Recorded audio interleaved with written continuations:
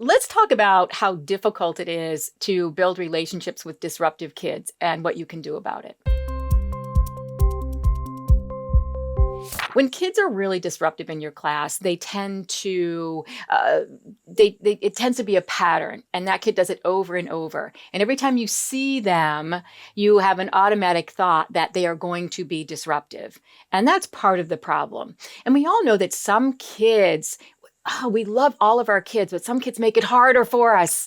And you see that kid come in the morning, you're like, oh, they're here again. They're never absent, right? Because those kids are never absent. They're always in school, which is a good thing because we know what they are really seeking is relationships.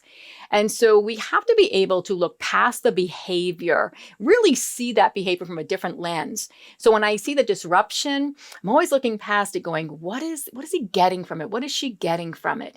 Is it a need for connection? Is it that they don't understand what's going on? I'm always trying to peel the layers off the onion and get the why behind the behavior. If I just get stuck and just see disruptive child, then it's really hard for me to reach out to them.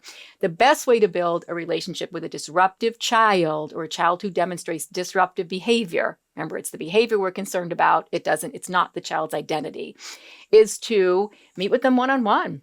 Have lunch with them. Find a time when you can just have a conversation. And whatever you do, don't have a conversation about their behavior. All right. Have a conversation about whatever they're into. I've learned more about Pokemon and Fortnite and things that I don't really want to learn about, but I learned a little bit about it. So I could kind of get in there and have a little conversation. Believe it or not, once that child sees that there's a different place, they know something about you that's different and you know something about them, you might be able to open up that and just kind of chip away at that.